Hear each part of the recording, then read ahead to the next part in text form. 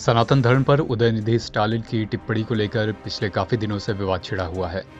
उदयनिधि स्टालिन तमिलनाडु के खेल मंत्री हैं। बीते दिनों उन्होंने सनातन धर्म को लेकर एक विवादित टिप्पणी की थी, जिसके बाद लगातार वो आलोचना के घेरे में हैं। उदयनिधि स्टालिन की पार्टी इंडिया गठबंधन, जो INDIA गठबंधन विपक्षी दलों ने मिलकर बनाया है, उसका भी हिस्सा है और इनके इस बयान की वजह से पूरे गठबंधन को आलोचना का सामना करना पड़ रहा है। सभी लोग इसकी अपने अपने तरीके से व्याख्या कर रहे हैं। इसके बीच उदयनिधि स्टालिन ने अपने इस विवादित बयान पर सफाई भी दी है। उन्होंने कहा है कि मेरे बयान का गलत मतलब निकाला गया और मैं किसी भी धर्म का दुश्मन नहीं हूं। सनातन धर्म पर अपनी विवादित टिप्पणी पर यह सफाई देते हुए उदयनिधि स्टालिन ने केंद्र सरकार को भी घेरा। उन्होंने कहा कि केंद्र सरकार फांसीवादी है। भारतीय जनता पार्टी ने पिछले 9 साल में क्या किया है, ये उन्हें जनता को बताना चाहिए।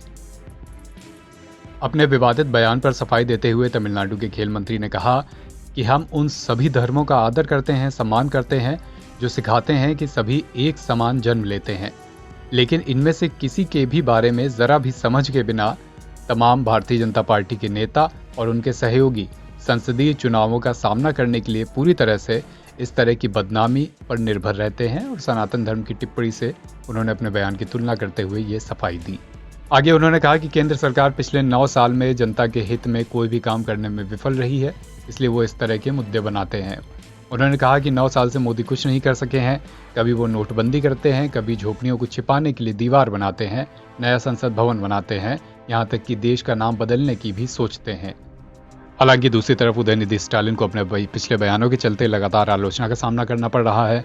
तमिलनाडु के बीजेपी चीफ अन्नामलाई ने भी उनकी जमकर आलोचना की है। अन्नामलाई ने कहा कि सनातन धर्म को इस तरह से विवादित टिप्पणी करने का उदयनिधि स्टालिन को कोई अधिकार नहीं है। सनातन धर्म सबसे पुराना धर्म है, ये भी अन्नामलाई ने कहा।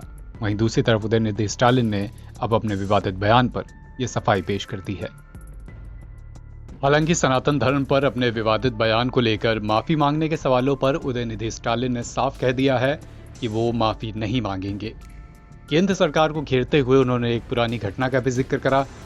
कहा कि नई संसद भवन के उद्घाटन पर राष्ट्रपति द्रौपदी मुर्मू को नहीं बुलाया गया था और ये केंद्र सरकार की नीयत को दिखाता है और ये सनातन धर्म का सबसे सटीक उदाहरण है, ऐसा उदयनिधि स्टालिन ने एक बार फिर तंज कसते हुए कहा।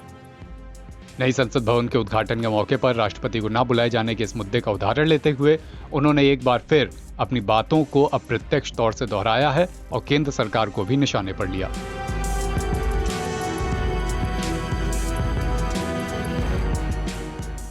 NBT ऑनलाइन की रिपोर्ट।